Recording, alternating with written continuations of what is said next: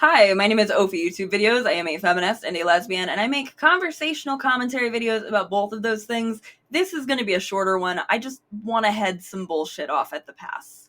Last night was the Super Bowl, and the Super Bowl is this huge thing in American pop culture. It is not out of superiority that I don't engage with it. I'm just really not a sports person.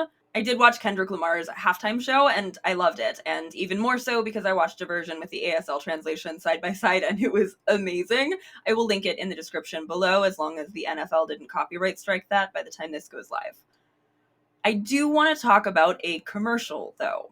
From my understanding, several commercials aired last night that we could probably talk about, but this one came across my Blue Sky timeline with some really effusive praise from some people who I really felt like should know better. You might have already guessed, but I am talking about the Brad Pitt masculine Americana ad.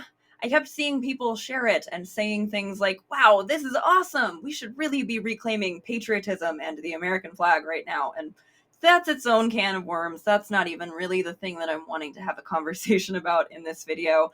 I am wanting to have a conversation about how this ad, this progressive and inclusive ad that I don't have too much issue with the actual content of beyond its star, is once again, as we so often talk about on this channel, a PR redemption campaign for an abusive man. It's not just that, and you also could even extrapolate my arguments a little bit further, right? We're using an abusive man to provide a fancy landlord special paint job for a country that has very recently shown itself to hold some abusive viewpoints in terms of, electing a white supremacist to office. Maybe me saying that there's an issue here is me being a bit unrealistic and a bit too normie lib again. But I don't think that it's unrealistic to have standards for other feminists. And even people who I follow who identify as feminists were praising this ad. We're quick to line up and say what a great move it is. Good for the NFL, who produced it, and who also, removed the no racism end goals prior to the president attending the game. That it's good for Brad Pitt, that he's a good option to help reclaim masculinity and Americana and blah, blah, blah. But the thing is this whole healthy Americana masculinity thing, this is coming from a guy who has been accused by his wife and children of being abusive. Angelina Jolie only just got her divorce in late 2024, a divorce where the proceedings began in 2016 and where we seem to have repeatedly seen Brad Pitt engage in post-separation abuse. Not just with how long the divorce proceedings have been drawing out, but also in trying to sue her just for selling her shares in a winery they owned together. And there have been a lot of stops on this Brad Pitt redemption tour. There are plenty of sources close to Brad Pitt who will talk in these halfway glowing people write-ups about the allegations, about how this is all just rehashing an old story that had nothing to do with anyone but the family, because articles circulated in 2022 when a heavily redacted FBI document regarding an altercation on a plane that led Angelina to file for a divorce surfaced. And I say that these people write-ups are almost glowing because they are. Another reason that I think that this is interesting to talk about is because just in my research to make sure that I had the facts of this correct, I noticed some real glaring differences in how People was presenting these allegations compared to how they were written up in an article by the BBC. And then I started looking a little bit more closely at this article that I was pulling the allegations from and why they seemed to be so soft on Brad Pitt, and I noticed that this People article has sources close to Brad Pitt and not sources close to Angelina Jolie. And so this is both me being grumpy about a Super Bowl commercial from last night and also just a little tiny media literacy lesson in when you're looking at these allegations. So this is from People. On September 14th, 2016, Jolie and Pitt got into an alleged physical altercation on a private plane ride with their 6 kids from France to their home in Los Angeles. In heavily redacted FBI documents released 6 years later in 2022, Jolie claimed that Pitt's actions made her feel like a hostage on the plane as he allegedly grabbed and shook her, pushed her into a wall, and punched the ceiling of the aircraft. She further alleged that he looked like he was going to attack one of their children after they called him a prick during the alleged fight. Jolie also admitted to wrapping her arms around Pitt's neck in a chokehold style. Jolie said Pitt behaved like a monster as he ranted on the plane, frightening her and their 6 children, who were shell-shocked. Additionally, Jolie alleged there was approximately $25,000 in damage to the plane and claimed Pitt poured beer on her at one point. The report said Jolie had injuries to her back and elbow, plus a rub burn type wound on her hand, while Pitt sustained a scratch, which she noted could have been from her. And you can see exactly right here what I mean about the sources close to Pitt downplaying. This isn't the only thing like this that I found, but it's the only one I'm going to read. Still from People. A source close to Pitt then told People, "There is nothing new with the documents coming to light, and both he and Jolie have had the documents for years. It was investigated and there were no charges brought. It's standard for these type of things to not be released. Both parties had it," said the source. "There is no benefit to this. It is harmful to the children and the entire family for this to be made public." The source added that Pitt has remained silent on this issue because he knows that is the best thing for his kids, what's best for everybody. He has maintained that stance despite a never-ending barrage of attacks and attempts to use the court against him. The attempts to use the courts against him thing is crazy Darvo, considering the winery lawsuit that he wants a jury trial for, instead of just sucking it up and starting a new business or whatever. And also, so is the way that this People article really seems to hope that you will catch on Jolie wrapping her arms around Pitt's neck. This works. I mean, I will take Angelina Jolie's side just in passing in a video and always get a few comments telling me that she's no angel. And like, okay, neither is this guy either, because again, let's just see how differently NPR reported on these allegations than People did when they had a source close to Pitt. Pitt's aggressive behavior started even before the family got to the airport, with Pitt having a confrontation with one of the children. After the flight took off, Jolie approached Pitt and asked him what was wrong, the filing says. Pitt accused her of being too deferential to the children and verbally attacked her. Later, it says, he pulled her into the bathroom and began yelling at her. Pitt grabbed Jolie by the head and shook her, and then grabbed her shoulders and shook her again before pushing her into the bathroom wall. One of the children, who were between 8 and 15 years old at the time, verbally defended Jolie, the countersuit says, and Pitt lashed out. Pitt lunged at his own child, and Jolie grabbed him from behind to stop him. To get Jolie off his back, Pitt threw himself backwards into the airplane seats, injuring Jolie's back and elbow, the filing says. The children rushed in and all bravely tried to protect each other. Before it was over, Pitt choked one of his children and struck another one in the face. The document says he subsequently poured beer on Jolie and poured beer and red wine on the children.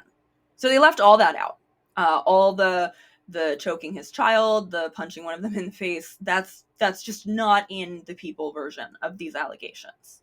So that does feel like a useful lesson here. If you are reading a story about the allegations against a guy and there's nothing but an accused guy's close sources, you are probably getting fed some PR bullshit, and it's worse than it sounds like, so you should go see if anybody else is telling you the parts that sound worse. Media literacy.